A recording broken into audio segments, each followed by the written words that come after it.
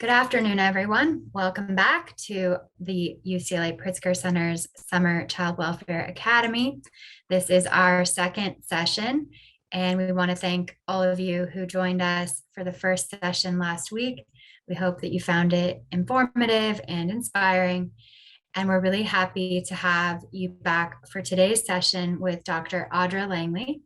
Dr. Langley is the UCLA Pritzker Center's co-director and a psychologist at UCLA. She also directs the UCLA Ties for Families Center and has an incredible background on all issues relating to mental health and the child welfare system. So fortunate to learn from her so much in my own experience, and really excited to lend her expertise to all of you today. I'm sure you'll find her talk to be incredibly insightful. And with that, I will turn it over to Dr. Langley. Thank you so much. Thank you all. I'm excited to be here with you today. I was there on Thursday, so I sort of saw some of you via Zoom at a distance, but look forward to sharing with you today. Let me share my screen and make sure that technology is on our side here. Okay, does everyone see PowerPoint presentation of some sort? Yay, excellent. So as Taylor said, today we'll be covering a few things, really an overview of child and family well-being from the perspective of understanding adverse childhood experiences, trauma, healing, and resilience in the context of child welfare. We're all still good on sound and everything else? Yes, thank you for the thumbs up. So like I said, this is what we'll be covering today. I do want to give a bit of a disclaimer in that we will be talking about material that may be triggering. I'll be sharing some pictures, we'll be watching some videos, and I want to make sure that everyone feels free to really take care of yourself in this process. If you need to turn off your camera, if you need to step away for a moment, please feel free to do what you need to do to take care of yourself. Given all of our individual life experiences, different things may come up, and I want this talk not only to be about trauma and healing and resilience, but I want our approach today together to be about the same. And also that it's important that as we start to discuss things in the chat or in breakout rooms, that we are respectful of one another's thoughts and ideas and the diversity that will come along with all of that. So I just ask that we make this as safe a virtual space as we possibly can. And when we do that, I feel like we all get more out of it. So that is my lead in. Now, let me just ask, how many of you have heard of the Adverse Childhood Experiences Study? Can you actually share in the chat, like yes or no, if you've heard of adverse childhood experiences?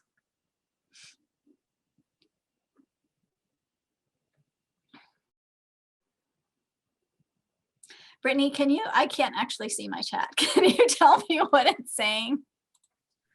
Yes. Oh, here it is. Okay, so it looks like it's a mix. Mm-hmm.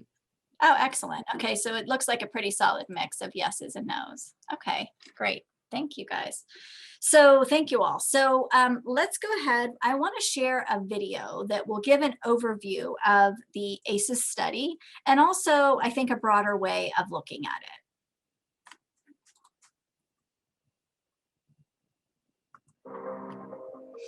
In the mid-90s, Doctors Vincent Felitti and Robert Anda published groundbreaking research assessing the links between childhood adversity and adult health and well-being. In the original Adverse Childhood Experiences study, known as the ACE study, 17,000 mostly white, mostly middle-class adults were asked about 10 different types of childhood adversity. When you were a child, were you physically or psychologically abused by parents? Did you live with someone who abused drugs? Were you neglected? Was there domestic violence? Did anyone go to prison? Was someone in your home mentally ill? Respondents were assigned one ACE for each of the 10 types of adversity experienced. Surprisingly, more than 1 in 5 of this mostly middle-class population reported 3 or more ACEs. But even more eye-opening was the correlation between childhood adversity and adult mental and physical health. The higher the ACE score, the more likely people were to suffer from things like heart disease, liver disease, lung disease, depression, suicide, IV drug abuse, and alcoholism. What it said was, we've got a common causality for all of our major health and social problems. And it was all related to what had happened to them as children. But researchers like Dr. Roy Wade could see the ACE study didn't take into account economic distress, let alone hunger, housing insecurity, and other hardships in low-income neighborhoods. When I came to Philadelphia and I saw the huge amount of blight, the community violence, the episodes of racism and discrimination, those are stressors too. When Philadelphia researchers expanded the ACE survey to add questions about racism, neighborhood safety, and violence outside the home, they discovered that while 14% of the general population reported 4 or more ACEs, in Philadelphia, that number was a startling 37%. Poverty is an adverse childhood experience that gets under the skin. Living in economic distress can actually translate into long-term negative health outcomes, even for the most resilient individuals. So let me pause for a moment and let me open my chat. Any thoughts that come to mind when you watch this video? So some of you have heard about the adverse childhood experiences study, and some of you haven't, but any thoughts that you want to share in the chat initially, or just some reactions?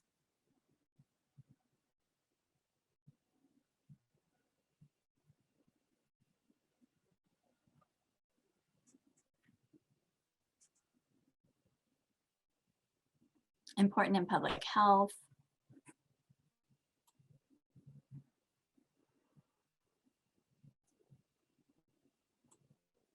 Harrowing intergenerational trauma. Many are related to systemic issues. Terrific. Thank you. I think what's interesting is it's important to recognize this is not a study of causation. So there isn't it's not that directly one adverse childhood experience leads to this specific health outcome. But when we start to think more globally, think for ourselves even, the number of adverse childhood experiences that we may have gone through, and then how that may impact other things in our world, including our health and mental health. And as Brianna is mentioning here as well, thinking about how the initial study was done in a middle class, predominantly white population, and that later people really started to think and expand on other questions of importance, not just the original ACE questions. Great. Support systems, inner healing, expanding the survey for diversity. Terrific. So I think what's also important to consider with the adverse childhood experiences study, and with just the thought of childhood adversity in general, is not just what was asked and how it's been expanded, but what are we not asking? What did they not ask in this study? And then of course we have to then look in the mirror and think, what are we asking about and considering? So for example, were they, obviously they weren't initially thinking about other impacts like systemic racism, structural racism, individual discrimination, microaggressions, the impact of poverty, the lack of access to care for addiction and substance use or other unmet mental health need. And importantly, we also are not asking, if we're just talking about childhood adversity, we're not asking about positive childhood experiences. We're not asking about protective childhood experiences, right? And cumulative risk really includes both of those things, the risks as well as the buffers and the protective factors.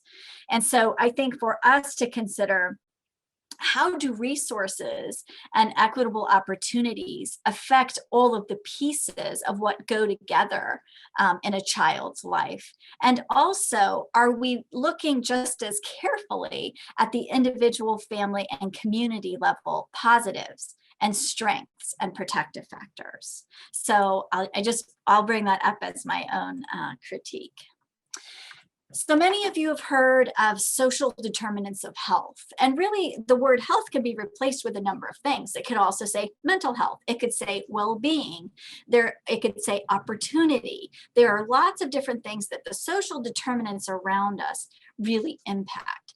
And so if we consider that the social determinants of health are the conditions in which all of us are born, where we grow, live, work, and age, look at all of the pieces on this diagram, and there are many more.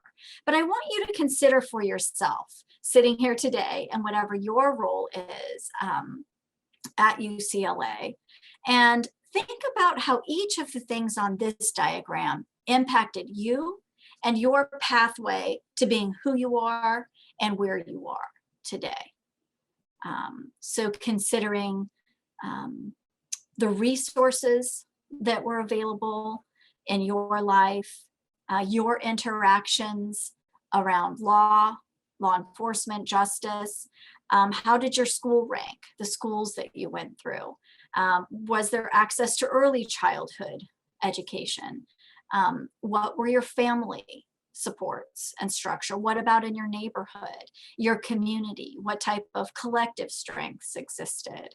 What was your experience in the world regarding race, regarding your sexual orientation, your gender identity, your status as a citizen or not, your language status, your gender? So really thinking about how all of those things impact who we are.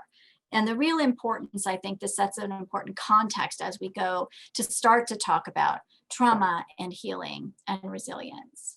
So again, not asking about strengths is a huge loss in this study. We're missing a really big piece of the puzzle, and one which we know can mitigate that relationship between early adversity and later outcomes. There are a couple of resources that specifically address social determinants of health and moves toward health equity, and one that also includes mental health through the World Health Organization. So let's back up before we talk about trauma and just talk a little bit about stress. Can you just hold up your hand if you've never heard of the word stress or experienced stress? I shouldn't see too many hands. So stress is something that we all experience, and stress can be both positive or negative, but it's still stress. And stress is that state of strain or tension that results many times from adverse or very demanding circumstances. And sometimes those demanding circumstances may be positive. Sometimes people think about it in this way. And I know in the health world, this is sometimes how it's thought of. So positive stress is something that we all experience. Let's say you're trying to impress somebody, you're going to a class for the first time, you're meeting somebody new, or you're starting a new job. So you have a brief increase in your heart rate, you have some mild elevations in your stress hormone levels, and usually those pretty quickly reach homeostasis, okay? They regulate. Most of us also experience tolerable stress, which is legit stress. It could be something serious, a loss of a loved one, some type of a significant event. And usually we are able to tolerate and recover from tolerable stress, even though it feels horrible during that time. And many times that's because it's buffered by the support of relationships in our lives. So we're able to recover from loss of a loved one, for example, and things that are a pretty typical part of human experience, but still so painful. Toxic stress is something that's referred to when there is this prolonged activation of that stress response for one reason and sometimes for many reasons. And oftentimes that's in the absence of those buffering protective relationships. So these are different types of stress. Now, when we talk about trauma, SAMHSA really defines trauma with the 3 E's. So it's an easy way to remember it. So trauma results from an event, the first E, or a series of events or set of circumstances that is experienced by an individual as physically or emotionally harmful or threatening to one or someone close to you, and that has lasting effects on the individual's functioning. That could be mental, physical, social, emotional, or spiritual well-being. So that's SAMHSA's definition of trauma. SAMHSA is the Substance Abuse Mental Health Services Administration, which is part of the federal government under Health and Human Services. There are lots of examples of traumatic experiences. So on this slide, there are some. This is not a conclusive list at all. So I want you to just consider for a moment, like kind of read through what kinds of traumatic experiences have you heard of a lot or happen a lot in the communities that you come from and or that you may live or work in or go to school in. So which of these things, and you don't have to share, but for yourself, think about, okay, which of these sound familiar? And did you think about that as trauma? Were you thinking of these as trauma previous to this talk? So you can see there's a wide range of things that might happen in one's home, in one's school, in one's community, things that happen to you directly, things that you might witness, and things that might be happening more globally, right, in our world.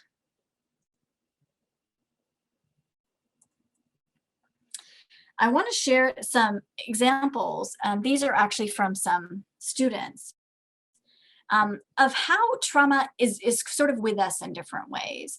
And what I mean by that is, as we're talking about children today and families, our kids are showing up right to school. They're going to doctor's offices. They're going to play soccer. They are playing musical instruments, and they're doing art, and they're doing all sorts of activities in their communities. And they're at home with families or caregivers, and they come to every context with memories of various types of traumatic experiences that they've been through. And so this is a student who's reflecting on domestic violence that was occurring in her home. And this is a 3rd grader who is talking about when his father was shot and killed. And this is a 6th grader who is sharing about community violence. You can see the helicopters up above who are shining down the lights on a suspect with 2 police officers are holding a gunpoint, and this student has been separated from his neighbors and family. And so this is kind of a scene of community. And so trauma occurs in a lot of different environments. I think what's so impressive is that if we ask young people to share images of their experiences, they come to mind right away. Yet they're showing up. They're showing up to school. They're doing extracurricular activities. They're in our offices. They're working through things in their families and their communities. And so I just wanted to share a little bit of the diversity of the types of traumatic experiences that children and families in our communities encounter. There are different types of trauma. So an acute trauma would be something that happens just one time. So this could be something like a car accident, witnessing a significant fight, a mugging, a home invasion, a fire, an earthquake. There are lots of acute traumas, and that's more of something that happens one time. There also is chronic trauma, which can be the same type of traumatic event that's ongoing, like ongoing witnessing of domestic violence, for example, or it can be lots of different types of trauma or different acute traumas that continue to happen for a child or young person. And so that's more experiencing chronic traumas. That is a lot of traumas, the same or different. In a study I did a few years ago with kindergarten through 5th graders, we found that on average, children had all, and so these kids are 5 to 11, had already experienced an average of 3 to 4 significant traumatic events. And so these types of events and chronic trauma is something we see even in younger children, elementary age children. Complex trauma is often chronic trauma. It's overlaid with the dimension of a betrayal or lack of trust in someone that the child depends upon. And so this would be the case with ongoing sexual abuse, for example, or physical abuse. And we also know the incredible impact, someone mentioned this in the early chat, around intergenerational and historical trauma, and how that continues to have effects potentially across generations. We know that the emotional impact of trauma can actually be quite profound and across childhood, from birth into young adulthood. And so some of you may have heard of post-traumatic stress disorder. This can be one outcome of having experienced trauma. There also is a relational factor, and we're going to talk quite a bit about that today, and that it may lead to an difficulty in just functioning, like with your peers, having social relationships, and also with your family. And we also can see the development of problems related to dysregulation of emotions and behaviors. And some of that might be self-medication through substance use, being impulsive, which people can then interpret as oppositional or aggressive, and or the opposite, that is being very withdrawn and avoidant and feeling, experiencing symptoms of anxiety and depression. Now, it makes sense. Imagine a student, for example, in school, or like all of you trying to attend to a lecture, okay, or trying to learn something. When you're having symptoms of post-traumatic stress or anxiety or depression and impulsivity, it can be really hard to concentrate and to tap into that learning part of your brain. Imagine if you're having flashbacks or images like the ones we saw in the drawings come into your mind when you're trying to attend to a test, when you're trying to engage in an activity with a peer. So you can see how those things would have a really strong impairment in the school setting and sometimes be misinterpreted. We talk a lot now about child traumatic stress, not just post-traumatic stress disorder.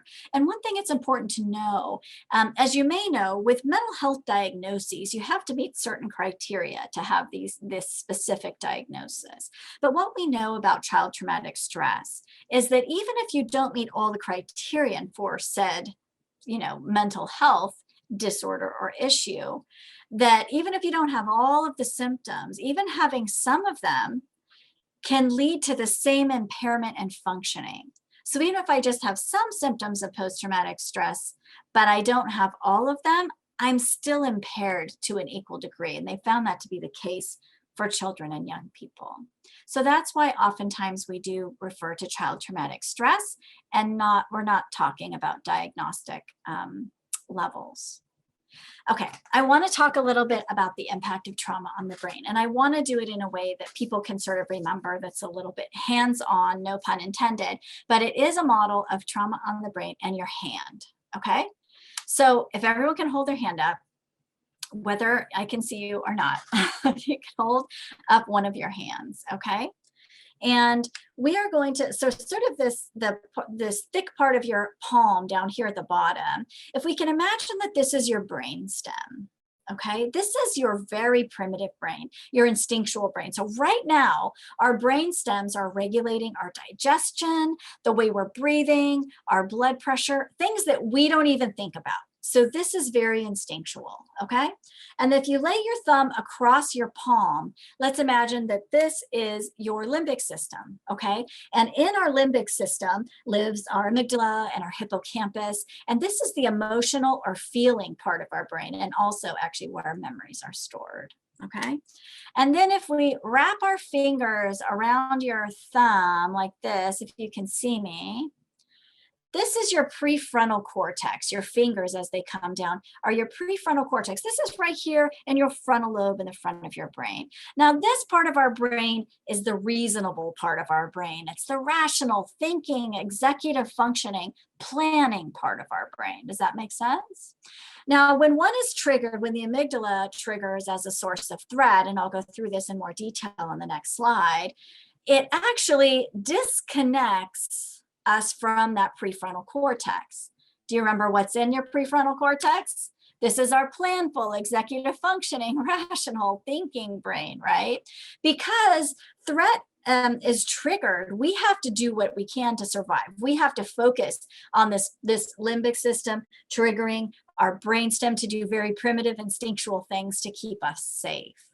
But what I want to say is when our prefrontal cortex is wrapped around, this is a beautifully designed brain that functions very well in concert. This is a learning brain, and this is a relationship brain, right? And this is an executive functioning brain. And when we're triggered, that disconnects, and this becomes a survival brain, right? It's very hard to learn and to be in relationships when we're in our survival brain. Okay.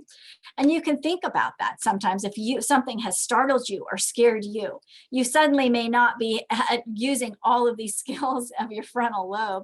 You're really like startled, you're disconnected from everything, and it takes a while for you to calm down.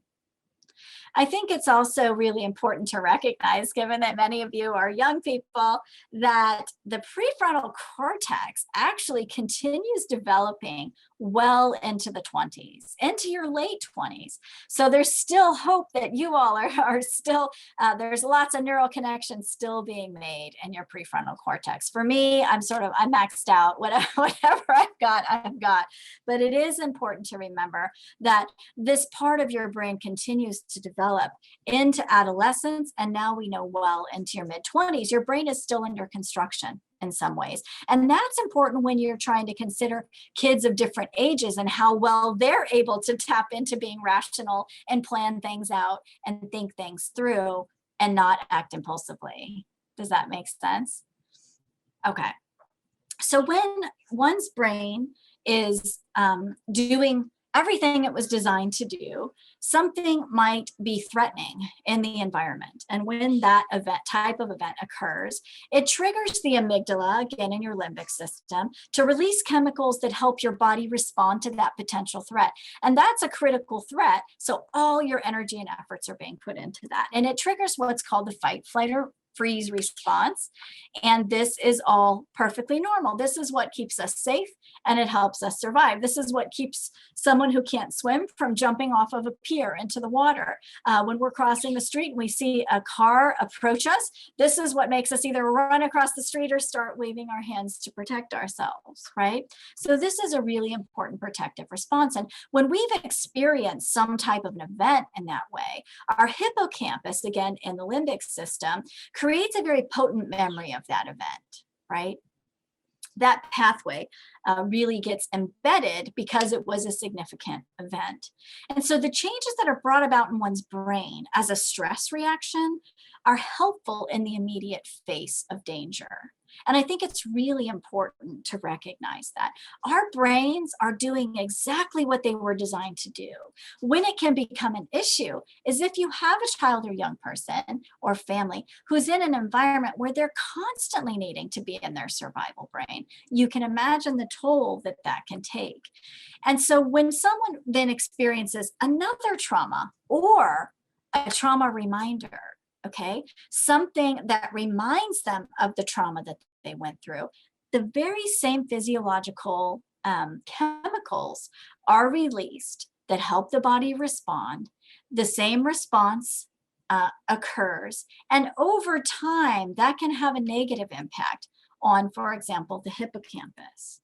And so the same reactions that are critical for survival on a prolonged basis can actually reduce that connection to the prefrontal cortex. And it also can lead to us just constantly having those alarms go off and have indiscriminate fear.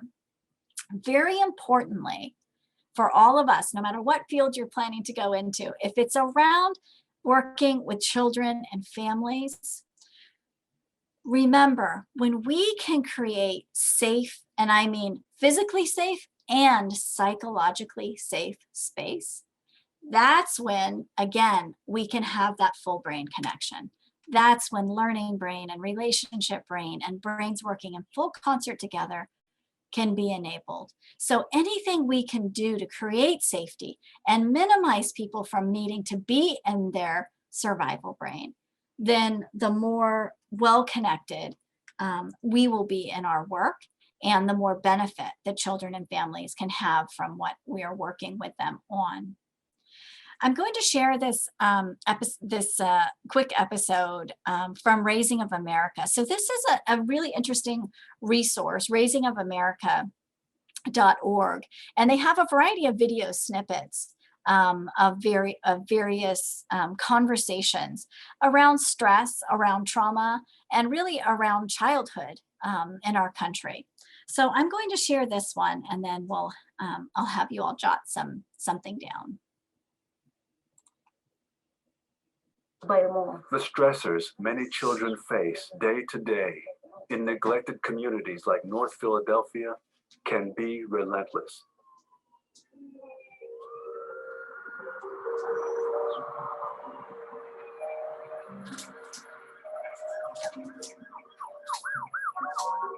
We can really manage a lot of stressors. If we are crossing the street and we see that a truck is coming at us, we can manage that situation, get scared, jump, and move quickly. Unfortunately, many children in our society feel like a truck is coming at them all day long for more days than not. And this really takes a toll.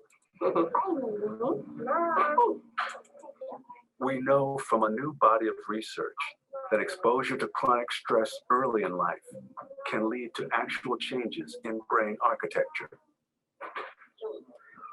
The child's development is affected by chronic stress. The impact of the chemicals that are released as a result of stress, that kind of unrelenting drip, drip, drip that affects then the way the brain develops. So language functions, the ability to think clearly, the ability to focus, to organize thoughts, all of that is being laid down in very early childhood. When a child is exposed to toxic stress, then the brain is not connecting the way it should. Especially toxic for children can be exposure to conflict or violence in the home. I remember having a little 2-ish, 3-ish-year-old child who was hitting their baby doll. Well, they didn't make that up. Even if they weren't in the room when the domestic violence occurred, when the physical violence occurred, they still feel those effects very, very deeply. They are perceiving the world as dangerous all the time and defending against those feelings by becoming aggressive. They may have the history of what happened. They may have feelings about what happened, fear, sadness, anger. They may have no words for these feelings. And then they have these behaviors. But they really do not connect all of them. They don't know that because this happened, I developed these feelings that make me behave this way. And for many of us who serve children, we don't make those connections either. A 2005 study reported the number of children expelled from preschool for behavioral problems at 3 times the expulsion rate for K-12 students. In 2012, in Connecticut alone, 2,000 children 6 years and under, overwhelmingly Black and Latino, were suspended from kindergarten and preschool, dramatically increasing their risk of dropping out later and being sent to prison. Instead of labeling them as bad kids, why don't we see them as children facing adversities that other children don't? Why are we re-traumatizing young people who are already traumatized?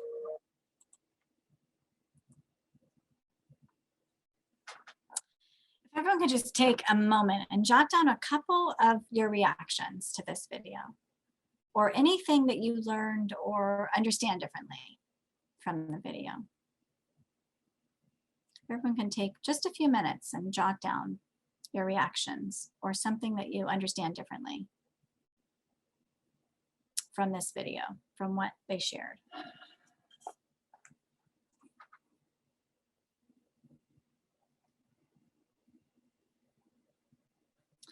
And then if you're comfortable, if you would just type in the chat one of those things.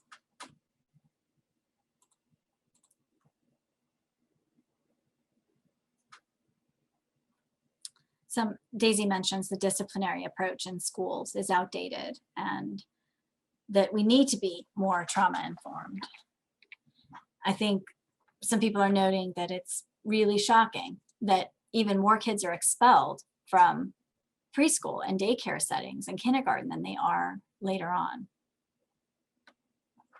And then you think about the preschool to prison pipeline and how this feeds in. Schools need to look at children more holistically. Systems are more punitive than really focusing on rehabilitation. It's shocking. Yeah, I can really hear that. The importance of educators understanding this. Again, more shock around the expulsion from preschools. And Cicely sharing that that's still common in kindergarten. Exactly. So we're going to talk a little bit about this trauma lens and what it looks like for all of the important people that you brought up that could benefit from understanding children in this more holistic way, but also to think about it for ourselves. Think about the work that we plan to do now or in the future, and how our lens really impacts that as well. Thank you all for being willing to share in the chat. Really appreciate it. I wish we could be in person and actually hear people's voices, but thank you. I really value hearing your thoughts on this. So in a few moments, we're going to jump into a little more interaction, but bear with me as I want to extend a poll to you all. But before we do, what this is on the screen is a list of different types of symptoms of trauma or different impacts that trauma can have on development over time. And if you know of any 0 to 5-year-olds, you know that a 0 to 5-year-old is very different than a school-age child, 6 to 12, who is very different from a 13 to 25-year-old. Okay, so there's so much amazing development that happens over young childhood through young adulthood. And this is a kind of a listing of what the impact of trauma might look like at different stages of development. Okay, and so these lists are out of order. And I'm going to read through them for a moment, and I want you to try to think, because your poll question in a moment will be about, there's 3 options for ages or stages of development: 0 to 5, 6 to 12, and 13 to 25. Which goes with which of these lists? So the first one says lots of emotional swings, learning problems, specific anxieties and fears, attention seeking, reversion to younger behavior, impulsivity, and aggression. So which of these age groups do you think you'd be most likely to see trauma impact development? And the second list, difficulty imagining or planning, over or underestimating danger, inappropriate aggression, maybe reckless or destructive behaviors, and isolation, tending to think, oh, it's just me, there must be something wrong with me, I might be going crazy, seeing more anxiety and depression. And the third is emotion dysregulation, so having a hard time regulating when one is upset, for example, difficulty with trust and attachment, heightened sensitivity to one's surroundings, confusion about who's dangerous and who's safe, and fear of being separated from familiar people and places. So if we can go ahead and do the poll, I think Taylor's going to do that. Perfect. Why don't you choose the order that you think this would be in. So which age group would go with list A, list B, list C? So what would the order be? There's 3 options in there. Wow.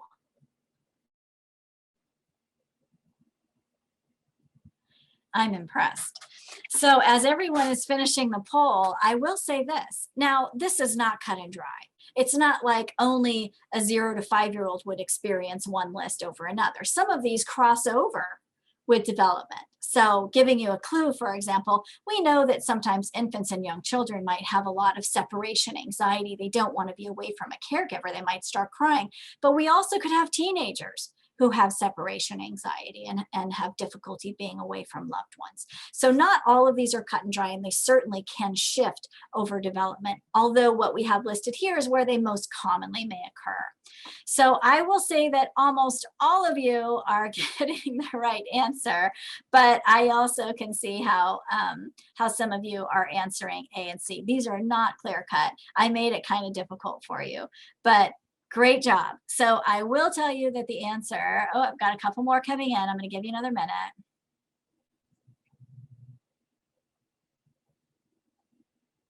Okay, I'll stop there. Oh, maybe every time I say that, somebody else had something to the poll. All right, the answer is B, as most of you said, which was definitely the predominant response. And let me go into the next slide. So here are the answers. So this first set of issues are most commonly seen related to trauma impact for our school age kids, 6 to 12-year-olds. And then we have our middle school, high school, young adult population, where you can see a lot of struggles in this area. And with very young children, again, there's going to be more reliance upon adults and others in their life, and you will notice that they're having much more difficulty regulating if they don't have that regulating adult or caregiver force with them, and sensitivity to a lot of things in their environment, including unfamiliar people or places. So these things all are well aligned with typical development processes that are happening across these age groups. Okay, I'm going to share this video and we will go from there. Again, if anyone feels like these videos are difficult, please feel free to allow yourself to stand up or turn off your speakers or whatever you need to do. There's no words in this. I mean, there's no spoken word, only written.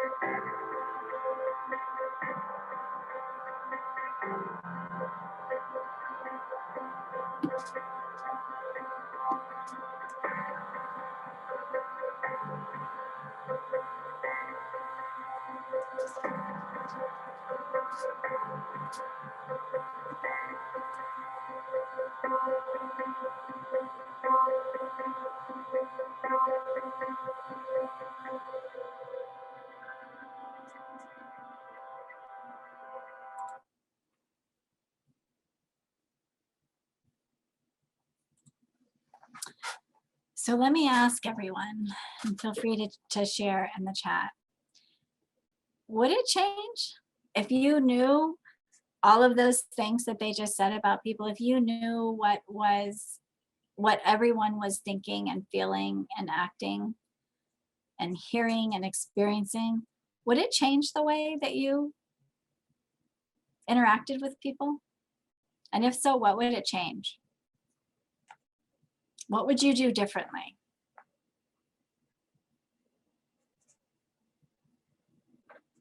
Increase empathy.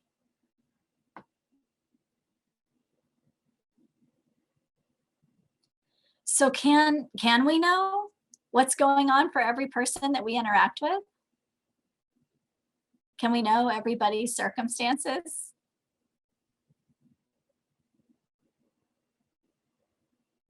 We probably can't. Think about when we come back to real life and all the people you may interact with on campus, for example. Is there a way of knowing everyone's story, what everyone went through that morning or the night before, or what's happening in their life? There really isn't. And so even if we don't know, aren't there things that we could do differently? Even without knowing everyone's story, what could you change? How could you be more empathic? Do we need to know everybody's story in order to behave in a different way and not make assumptions? Someone saying, treat everyone with kindness, don't make assumptions about someone's story. Someone's parents really help them think about being mindful in every interaction. This is why we treat everyone with kindness, because we don't know what goes on behind closed doors. Practice patience and being inquisitive. Was anyone surprised to see the stories not only of the students in this vignette, but of the adults? Do we think about that too? Because you can imagine how that impacts their interactions with students and students' interactions with them.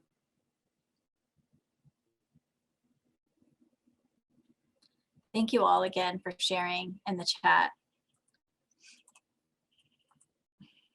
Oops. So at this point in our, what I wish was more of a conversation, but in this talk, we've all learned a little something about adverse childhood experiences, about social determinants of health and the impacts of trauma, and all that we cannot see in our daily interactions and in the work we do and plan to do in the future with individuals.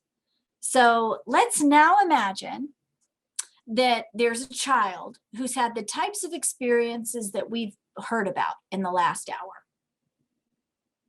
And now, on top of all of this, that child enters foster care. Okay. What is the impact on a child of being placed in the child welfare system? Can anyone share anything that comes to mind? What new stressors, adversity, trauma now comes up?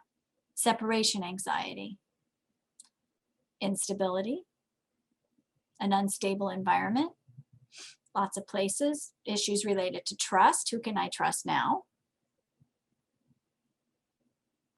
Perhaps bullying, right? Being in new environments, a sense of loneliness and self-blame. So these are all potential impacts that might come up. And there also are specific new traumas and adversities that arise from being placed in child welfare or entering the child welfare system. Obviously, as you all mentioned, all of the emotional impacts of being removed from your birth family and having endured multiple placements, changing schools and routine and the potential for bullying in new settings, and also the tremendous loss that often goes unrecognized. And it is loss of caregivers and family, but it's also your friends, your teachers, your peers, your coaches. It could be religious figures. It's everything that's familiar to you. You also lose things, and you may lose your neighborhood, your identity, your culture, your language. You may have to have people all in your business. You're in courts with people talking about you who don't even know you. It's a loss of privacy, people knowing what's been happening in your family and making decisions about you. There can also be turnover in those who are supposed to be serving you. Social workers who maybe you start to trust, and then that one goes away and a new one is put in their place. And there can be further abuse or neglect that occurs when you are placed in out-of-home placements as well, with relatives or in foster care. And so you can see this would have a huge change in how you view yourself and others and the world and trust and stability, like many of you mentioned. So in all the work that we do, I think that in most fields, everyone really is trying to take an approach that's culturally responsive and trauma and resiliency informed, and that hopefully is child welfare competent, that understands some of these background themes and experiences of child welfare like you're learning about in this academy. But that's a really long string of words, so I want to break it down a little bit. I want to know just hold your hand up. How many of you have heard of a trauma lens? How many of you have heard of it? Raise your hands. So some have and some haven't. Perfectly fine. So when we think broadly about a trauma lens, it really is a shift in perspective from thinking about what's wrong with this child or what's wrong with this family, to instead considering what has this child been through. So in the video we saw before, when we didn't know what was going on with the students, they were just walking down the hall, but when we suddenly had, access to what was happening in their lives, it at least begs the question, wait a minute, what has this student been through? What has this teacher or administrator been through? So a trauma lens is a shift in perspective from what's wrong with this individual to what has this individual been through, okay? And sometimes when we think about a trauma lens, we are just thinking about a list of specific traumatic events like the ones that we listed earlier before. Maybe they have a family member who's in jail. Maybe they've been in a car accident. Maybe they've experienced racial trauma.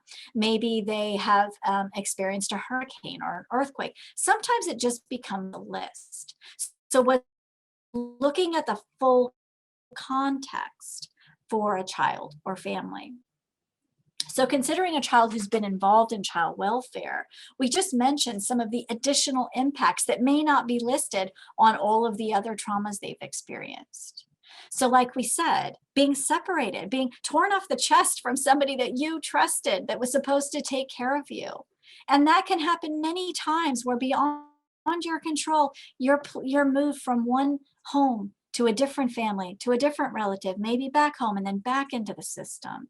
And the importance of those ruptured attachments. With kids in child welfare, there is a tremendous amount of grief and loss. And it's not like kids will just like come home to their caregiver and say, I'm really in my grief today. I'm really feeling all the loss. No, all that caregivers might see are the behaviors and the reactions that make so much sense given what the kids have been through, right? So grief and loss, like we talked about, sometimes of people and places, but also of culture and neighborhood and language. And this often goes completely unaddressed. The other important thing to know is that given that children of color are disproportionately represented in the child welfare system, what is their experience on a daily basis of discrimination, not just for themselves, but others in their lives, their families, their communities? What about daily microaggressions that they're experiencing that they can't name and they don't have space to explore and unpack? Thinking about the sense of othering and marginalization and that impact on oneself as well. Think about LGBTQ plus youth who may be in care because of their identity and or rejection and maltreatment from family members, schools, society. All of these things have to be taken together. Traumatic experiences, a full context of the child welfare experience, and the impacts of racial stress and trauma and other types of marginalization. And when we have a lens like this, then all of us have no choice but to go out and do the work that we do with children and families in a different way. I asked you all on the last slide how many of you have heard of a trauma lens, and some of you raised your hands and some didn't, and that's fine. So now I want to ask you, how many of you have heard or are operating within a resiliency lens? Anyone talking about a resilience lens? A few. And I don't know that we know exactly what a resilience lens is, right? But it's needing to shift to thinking about elevating life course trajectories, no matter what stage we're interacting with an individual. So I'll talk a little bit about what I think or what I see as some ways in which we can operate within a resiliency lens specific to child welfare. The first is, I think we would all benefit if we can shift from this deficit lens to a strength-based lens. We have to understand that behaviors and reactions for kids in care occur in a context of what they've been through, and typically make a lot of sense in that context. So oftentimes what we might see as a problem, or someone might describe as a problem, a difficulty, a deficit, these are in fact exquisite adaptations that children and young people might make to survive in incredibly chaotic, unpredictable, or even abusive environments. Does that make sense? So I'll give you an example. One behavior we see a fair amount of for kids who are in foster care is hoarding food, okay? So if you have a young person who is hoarding food, let's say under their bed, and they're staying with a foster home or with a relative caregiver, and you can understand how hoarding food might lead to things like ants getting under the bed, or a mess or a smell, something that you could see would be frustrating potentially for a caregiver, right? And so typically when that happens, a caregiver might do something like obviously take the food out of the room. They may even put a lock on the refrigerator or cabinets, or do some type of other punitive intervention, right? Some type of punishment.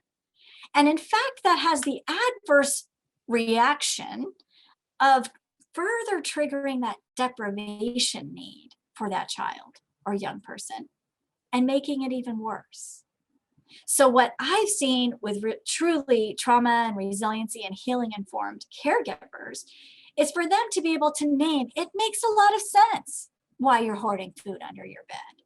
I understand that you didn't always get food when you needed it. You didn't have your needs met. And it's going to take a while for you to understand that this is a home that you will have those needs met. And so instead of punishing and further triggering that deprivation and reinforcing the sense of shame that that child may already have, being able to recognize, wait a minute, this is actually an adaptive strength. This is a child who is resourceful. They had to get food so that they would be fed. Maybe they even had to hoard food so that they could feed siblings or even their parents. And so when we now see a child in that way, that this is actually an adaptive strength, not a deficit, it made sense given the context. And it's going to take a while for those coping strategies to change when an environment has changes and trust needs to be built, etc. Does that make sense? So shifting from a deficit lens to recognizing behaviors as adaptive strengths, I think goes a long way in tapping into the resiliency of children in care. I think that it's also really hard sometimes to focus on the positives and to focus on the wins. But I'll tell you one of my favorite stories. We had 2 foster parents who took boys into their home, and they were brothers. They were 4 and 5. And the social worker didn't have a lot of other information other than she was very clear with them, saying that they have had very significant trauma histories. They'd experienced a great deal of trauma in their young lives. And the social worker also told them that it was likely that they would be in special ed, that they would have significant developmental delays. And so when the kids entered school that fall, the foster mom got a call from the teacher who was very distressed and who says, he needs to tell the foster mom, you know, we're really upset. Sean has written his name all over the wall. And so this very trauma and resiliency informed foster parent says, I'm going to set the phone up for a moment. I'll get right back to you. And she shouts to her husband, Mike, Sean can write his name. So that was finding a win in the situation. This was a child who apparently had tremendous developmental delays and at a very developmentally appropriate time had learned to write his name. Now, yes, there needed to be some shaping, right, to write his name, not on the wall. But her being able to recognize, like, sometimes things that seem very difficult, in fact, are huge strengths, and they're ways that our kids are showing their resilience. And other times that I've actually seen that is when there have been, there's something called the CFT meeting. These are meetings that happen, child family team meetings with DCFS social workers that you'll probably hear about in the course of this academy, where, people start to frame a lot of negatives that might be going on. And I'm thinking of one in particular where there was a young person who needed to be hospitalized because she was suicidal, and coming back out of that, having a child family team meeting around it, her relative caregiver was just feeling so exhausted and deflated from the whole experience. And someone in the meeting was saying, well, she hasn't turned in any of her homework this week at school. And someone was able to reframe, wait a minute, but did she go to school? Yes, she's been in school every day since she's come back. Has she tried to kill herself? Has she cut herself? Does she want to die? And I know this sounds intense, but in the moment, nobody was thinking about, for that child, it was a huge win. She was in school. She didn't want to harm herself. She was feeling well. She was engaging with peers, and maybe she didn't turn in some worksheets, but there were a lot of wins in that situation. The other thing that's really important for all of us as human beings, and of course our children in care are no different, is the incredible power of connection and sense of belonging. And I've seen, particularly in schools, I've really seen educators like knock this out of the park, but it can happen in any setting. And that is very small things we do build connection and belonging. And our children, just like all of us, want to know we have a role, we have a place. We're going to be missed if we don't show up somewhere, right? And even when you have someone say to a child or young person, I'm glad you're here. I missed you on Wednesday. I can't wait to see what you think about this book. All of those things, when we see and we hear kids and when they have a place and a sense of belonging, that all builds resilience. So I know that while we know that stress and adversity and trauma can have significant impacts on human brains and on human lives, we also hold hope for the multiple ways in which humans help each other heal. And ultimately, our hope is to move beyond just stabilizing a kid's health, or catching a child up to grade level, or catching a family up to economic level. We really want to move toward individuals and families thriving and toward communities truly flourishing. So I'd like us to go into breakout rooms and small groups, and I'd like you all to consider a couple of questions. How would a more explicit anti-racist, LGBTQ plus affirming, asset-based or strength-based approach shift the field that you're in or considering going into? And what would it mean to you as a student or as a trainee? So probably you'll just have time to talk about those first two questions. But also, how could you further integrate what we're talking about in this academy related to trauma and resilience and inequity and well-being into what you're learning in your courses, in your research labs, in your field placements? So I'd like you to be in small groups discussing these questions. And then is there a way, Brittany, to put these in the chat so that they can access them in their breakout rooms? Yes, you can broadcast it as a host or co-host once we're in the rooms. Okay. But I can assign the breakout rooms right now. Okay.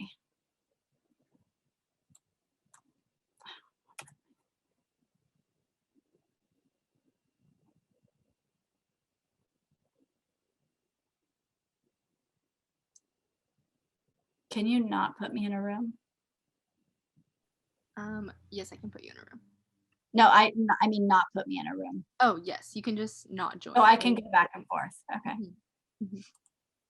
Yeah, and I can, Brittany, unless you want to, I can broadcast the questions. Thank you. Okay. Yeah, it's not letting me copy and paste. I think I just have to go out of presenter. You want me to do it? Yes, thanks.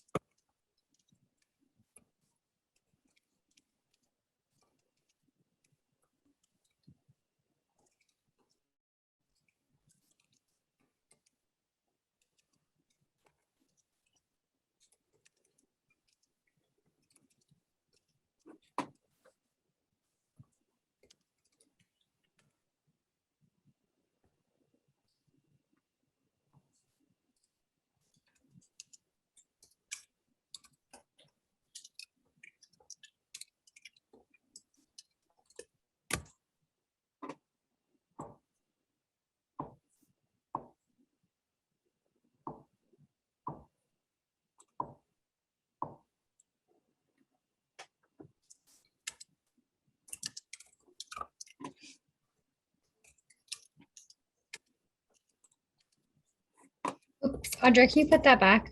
Oh, I'm so sorry. It's all right. I'm almost done. I just need that last third little part. Yeah, sorry about that. No worries. Thank you. I'll tell you when I finish. I'm Thank trying to see how I can move into breakout rooms, but I think because I'm sharing, I can't tap it. Yeah. How many rooms? Stop sharing. How we many? can join into each room. How many? Yeah. How many rooms are there? 11. Okay, I'm finished. Okay.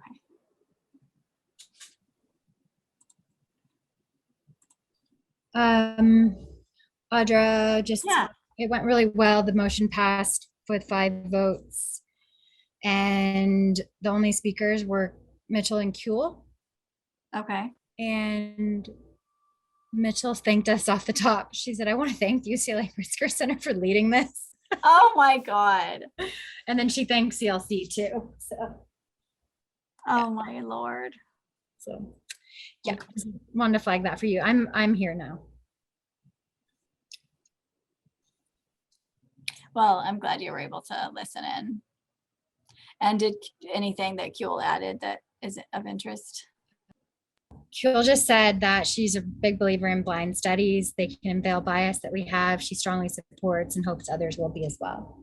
Okay, great. Did we set a time on this? Or I should pay attention to the time. I just want to pop into some of the rooms and see how they're doing. You know how to do that, Audra? Yeah.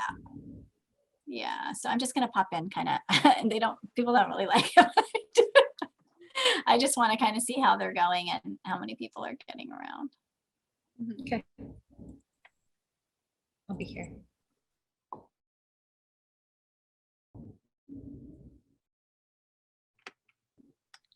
Did she want them for around 10 minutes? I think we started about like 3 minutes ago. Yeah, I think that would be great.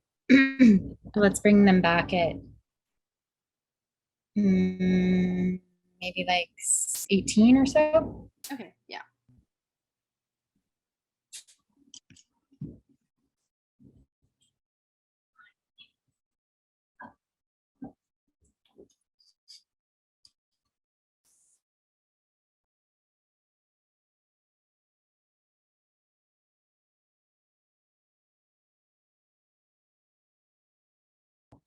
Thanks, Brittany, for doing the polls and stuff. I was like trying to listen to my other laptop, and I was like, oh, I was having a hard time like listening to both things. You're good, you're good. Double zooming is hard. I've did it a few times during the school year. Yeah. All right, I'm gonna take a call really quick, okay? Okay. Be right back.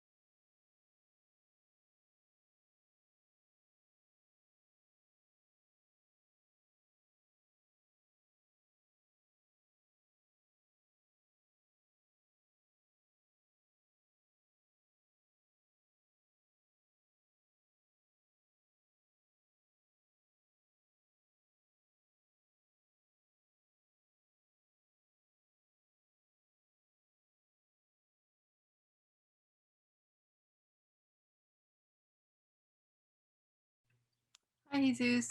We were just in breakout rooms for a little bit. I'm gonna go ahead and assign you to one right now. We have a few more minutes. Yeah, I was in breakout room 1. I just got disconnected, unfortunately. Okay, yeah, I can assign you to one.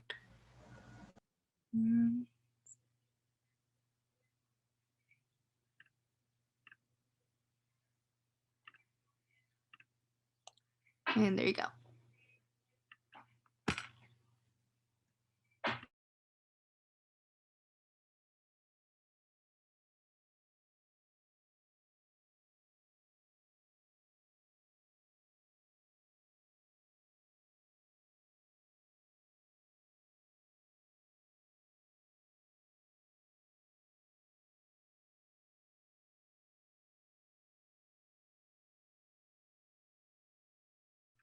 Audra, did you have a time set in mind when we wanted to end the rooms? Oh, I think you're muted. I'm trying to just like take a pulse. So I'm just going to a few rooms and seeing how, if they've gotten through. Gotcha. So I'll be back.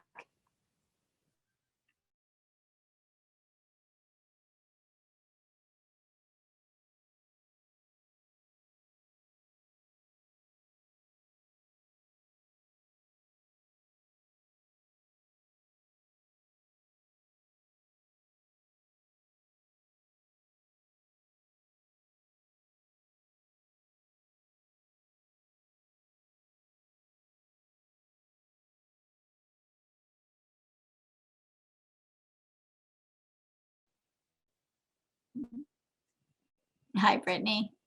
Can we do 5 more minutes, and can you send the banner announcement? 5 more minutes? Yes. Okay.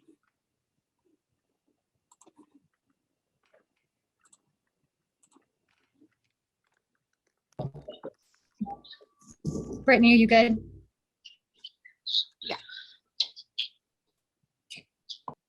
Yeah, because there's one group that there's a very small group and they're on the third question already, but others are still just on number 2. And we have time, so I'm hoping they'll like interact a little bit. Yeah, definitely quieter than last year's.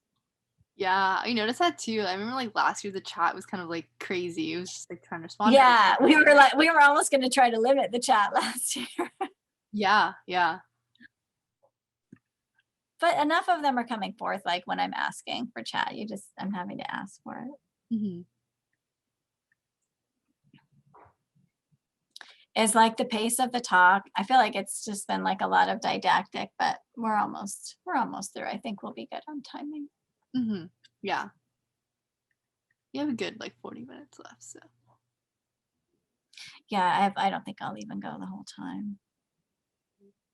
That's why I want to give them a chance to interact, and then we'll come back and have a few highlights. Yeah.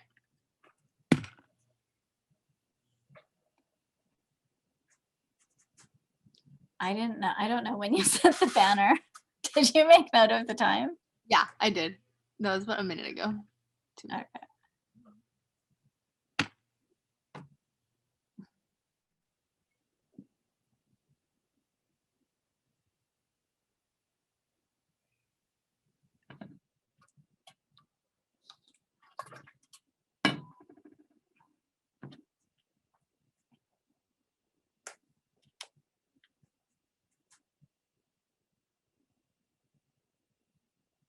Did the breakout rooms you went to have like people with their cameras on, or was it mostly just like? Yeah, and I went to 2, and all but one person had cameras on, and the people were talking even if they didn't have their camera on.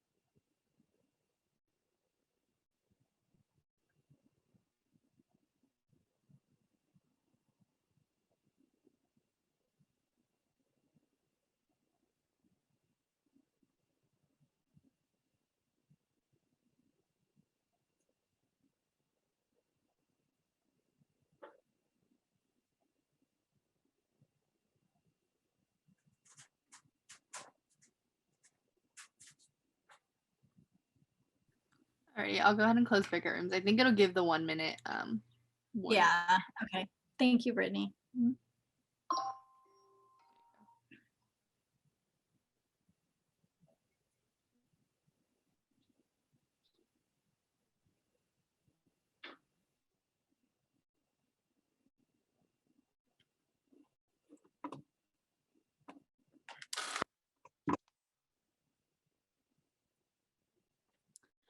Welcome back.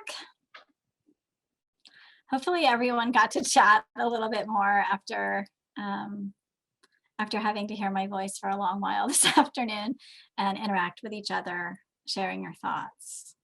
So once everyone's back, so it looks like they're still coming in.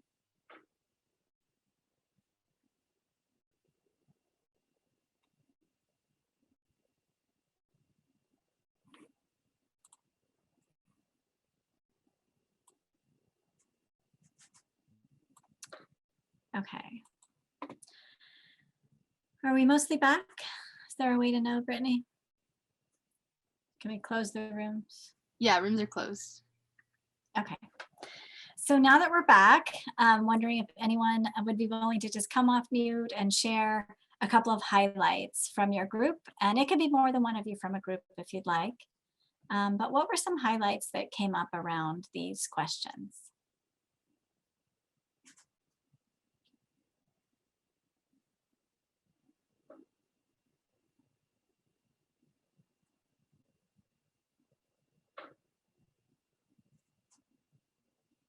I'm a clinician, so I can wait for a really long time. Totally comfortable with silence.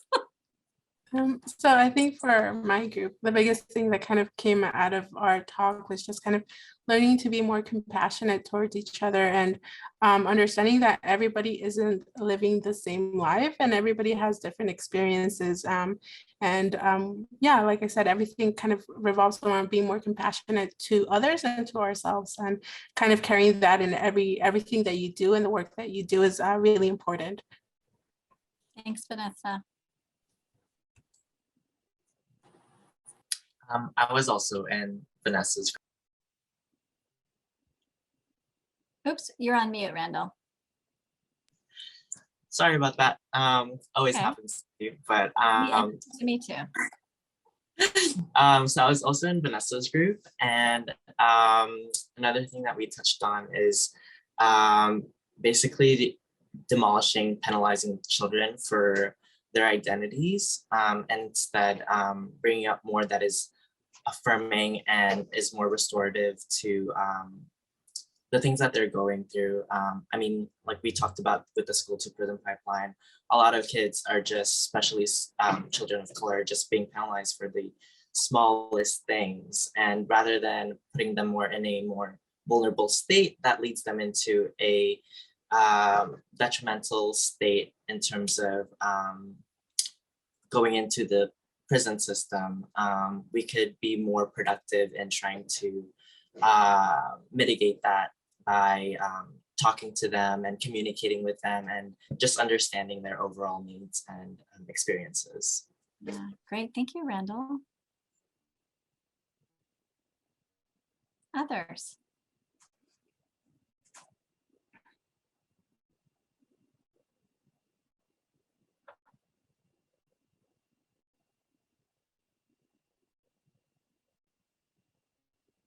Can anyone share things that came up for thinking about the field that you are studying or practicing in right now, and how this lens is already being applied or ways in which it could be better applied?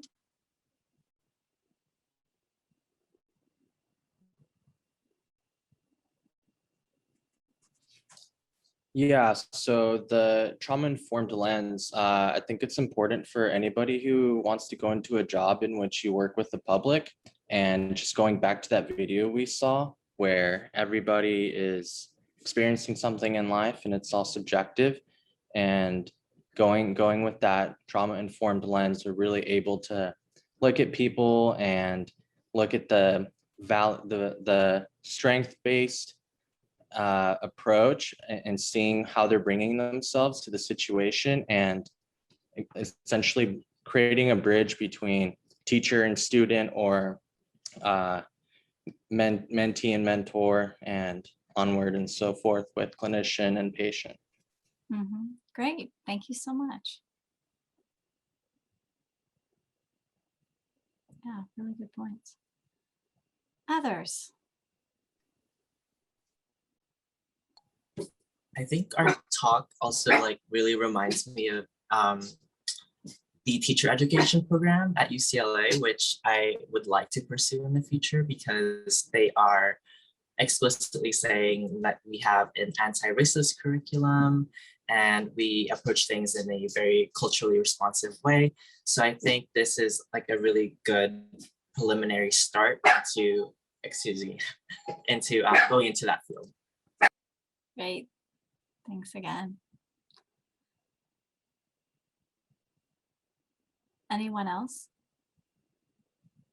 I popped into a couple of your groups, and so I know you had some really rich things to say.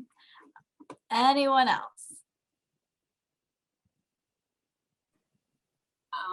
Okay, in my group, I'm going to be a teacher next year or in the fall. And we talk. Thank you. And we talked about meeting like the short-term needs, but also like the long-term needs of our students. And so the example I gave was like the student who was like wearing like clothes again for the second time and being nervous about it, and how they may not have access to like a laundry machine or like something like that. So it's like, okay, I can meet those immediate needs for that child by like taking their clothes and washing them at my house, or giving them a laundry card, but also like thinking about the long-term needs, because I may only be the student's teacher for a year. So what are things happening in the community that can connect that student to other resources? Can we, someone in my group mentioned, like, can we partner with like laundry mats in the community and things like that? So it's like thinking about the short-term needs, but also like the long-term, because everyone deserves clean clothes, like everyone deserves access to those things. So also doing the work and connecting with other people to do that. Thanks, Olivia. I did get to overhear some of the conversation in your group and really appreciate that. You know, we've heard from social workers that DCFS gets a call because a child, for example, comes to school without socks. And so why do we need to go to DCFS and then open up a case or have that family be investigated around that? When are there other options? Like, can we find the child socks? And then as a broader picture, now we've identified a need, how can we link to other resources? And I can imagine as teachers who face those kinds of situations, knowing what resources are out there is huge. And so within each community, if there were ways of accessing longer term impacts, and of course, broader things upstream related to economic, health for families and communities, et cetera. Thank you, Olivia. That for sharing, and thanks to all of you for your thoughts. And hopefully it was nice to interact with one another a bit. And I hope you have more time to do that over the next few weeks as well. I am going to reshare my screen. Oh, I've got a couple of chat things first. In medicine, healthcare, reducing Black maternal mortality by teaching professionals to give Black women the same attention and service as white women. Absolutely. And stop tone policing, I'll just add. I didn't think of this earlier, but I personally am interested in neuroscience and research within this field, specifically with genetic causes of depression and anxiety. Yeah, having a trauma-informed approach could allow people in this field, and probably every field, to place more emphasis on how the environment, really that nature nurture interaction, right, is really key. And how even when you do have a genetic predisposition towards something, given your DNA, how those things that doesn't mean that they will necessarily be expressed, and your environment has such an impact on that with our epigenetics. Really nicely said, all of you. Thank you so much for sharing. Okay, I'm going to move us back to our slides and bring us across the finish line here in the next 30 minutes. Okay. As I mentioned earlier, I wanted to spend a little bit of time talking about relationships. Early on in a child's life and development, relationships really are a foundation. And so if you think about even a very young infant, and of course this occurs over our whole lives too, but it starts there. Interactions with a loving, a nurturing, a stable adult are essential. And so it's really that, it's that serve and return and relationships having needs met, which then sends internal messages about one's value and how they deserve to be cared for, and that their needs deserve to be met in the world. And it also, what happens early in our lives with relationships can impact our framework for later relationships, even in adulthood. And so when caregivers have sensitivity to who the child is, their temperament, what they need, and are responsive to their physical and emotional cues, which are very primitive, for a newborn or young infant, and become more developed over time. When young children receive consistent, safe, stable, and nurturing and predictable responses in various environments, it really enables them to achieve self-regulation. So that is, initially, as young children, we require that somebody help us co-regulate. We can't calm ourselves down. And so we then learn from other people how to do that together. And eventually we learn to figure out strategies to do that on our own. So all of this is to say that early relationships can have a very positive influence on brain development. And if you have ever watched these amazing videos of brains of children from 0 to 3 and the tremendous neural connections and synapse formation and everything that happens so rapidly in early childhood, it really does remind us how important early intervention is.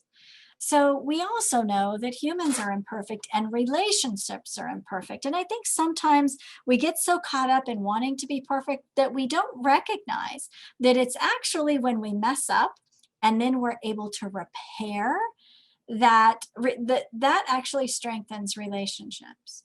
And so it's not just that we have to do everything right all the time as humans, as teachers, as social workers, as parents, as friends, as partners. It's that we need to know how to make a repair when we've had a misstep. And that is really formative for children to see that modeled as well, because we know that they're not going to be perfect either, and they need a route of growth through that. Oftentimes, particularly thinking about kids in child welfare who might be shifting placements, they're with birth parents, they may go to a relative caregiver, back to birth parents, into a foster caregiver. So as kids are moving around, recognizing that bonding really doesn't just happen in all those happy honeymoon moments, that bonding really occurs when we get through tough times. When a child has a significant tantrum and you get through it and you're sitting together afterwards, both of you sweating, maybe there's tears, but you've gotten through it. And the message to the child is, you're still here. And how reparative that is. And that actually strengthens a relationship even more than, positive memories of going, being together at a barbecue or at a park, etc. So trauma can certainly impact these relationships. As we've talked about, we know that trauma can involve loss of those safe, stable, nurturing relationships. It may have been due to past neglect or abuse. It may be due to death or separation from a loved one or caregiver. And I want to remind you all, when we talk about loss for kids, it is death. It can be death of a loved one. But it also can be deportation of a loved one. It can be a loved one who is involved in the jail or prison system and they're separated in that way. It can be separation due to economic hardship and caregivers needing to relocate to another area for work. There are lots of losses for us to consider and think about beyond just the death of a loved one. After experiencing trauma, it shifts our interactions with our peers, with our family, with our coworkers. And so it can impact someone in a lot of ways. And this is the case for young children. This is the case for adolescents. This is the case for adults. So it can lead to some fears of further abandonment. It can impact our self-esteem and our sense of ourselves in the world. It can impact our view of the world and that the world is not safe and I cannot trust anyone. So it really can shift those cognitive schemas that we think about ourselves and about the world around us. And here's the positive, it is possible to repair ruptured relationships. So just as relationships can be impacted by trauma, supportive relationships and community are essential in healing and building resilience. So relationships, we know, can even repair brain connections. And it's important to consider that there are many different types of relationships that can serve as protective factors. It's not just caregivers or intimate partners, but also our colleagues, our mentors, friends, extended family, coaches, chosen family, religious figures, communities, even our pets. There are lots of these types of relationships that build protective factors. Feeling a sense of collective connection and of belonging within a community promotes healing and can build self-empowerment to help propel advocacy and activism, which can be other tools for healing.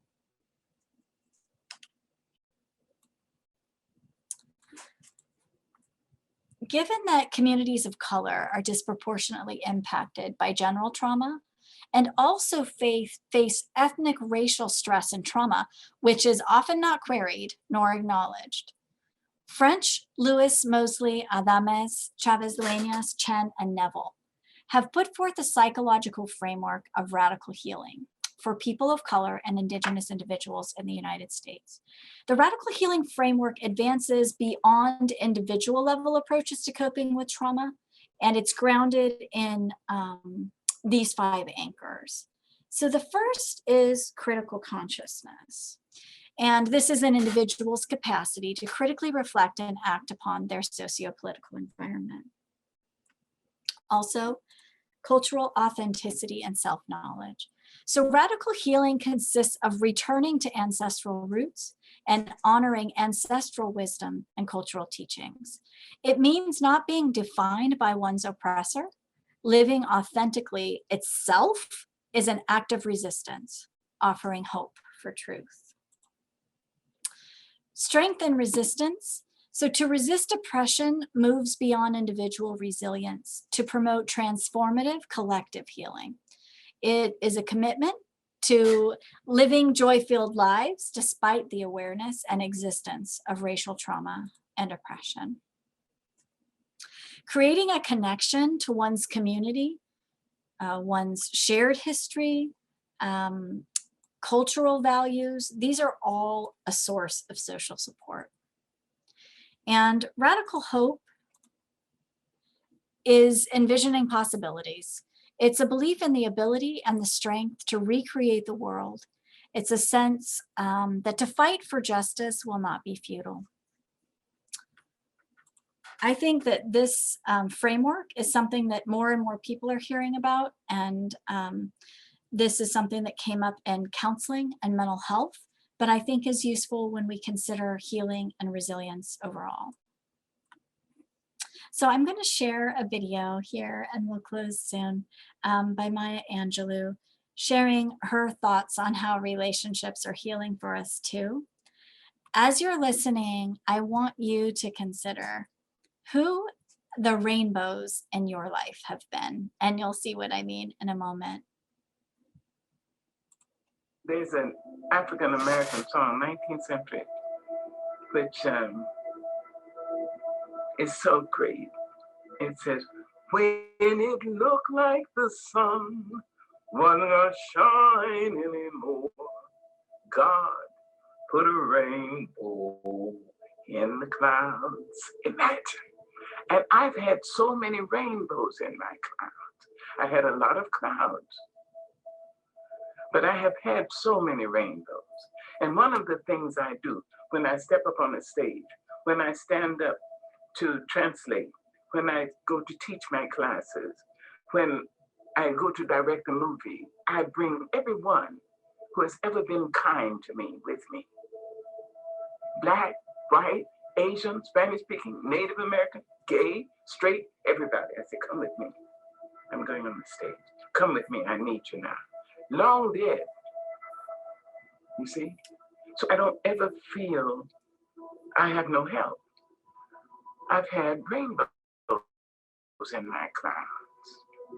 And the thing to do, it seems to me, is to prepare yourself so that you can be a rainbow in somebody else's cloud. Somebody who may not look like you, may not call God the same name you call God, if they call God at all. You see? And may not eat the same dishes prepared the way you do, may not dance your dances, or speak your language, but be a blessing to somebody.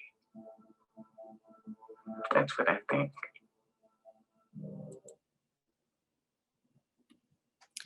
So I'd like everyone to just take a moment for yourselves, and that you won't have to share this, and think about in your life, thinking about your life path and where you are. Who have your rainbows been? Who really showed up for you, and who do you carry with you in this journey now that you are in, whether you're an undergraduate or a graduate student or a postdoctoral fellow or a professional student? Please think for yourself, like, who have your rainbows been despite the clouds that you may have experienced? I'm going to give everyone a couple minutes. There's an African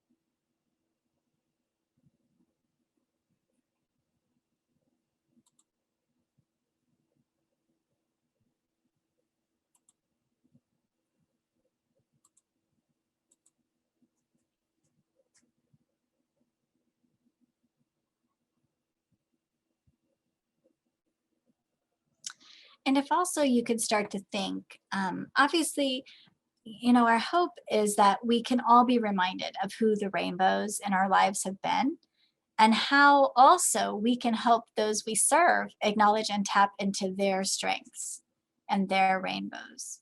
So if you might also want to write down a commitment for yourself of something that you feel like you can take from our conversations today to help those you serve tap into their strengths.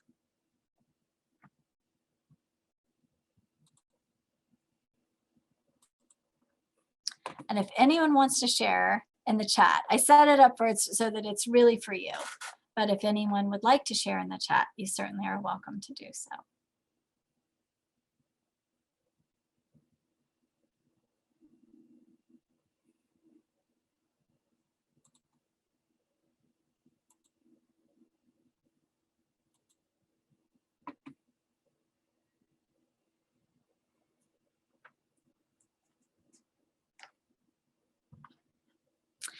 And that brings this talk to a close. I really want to thank each of you for your time, the attention that you shared with us today, and also the hope for what you will do to create the conditions in which children and families are stronger. So thank you all for your time.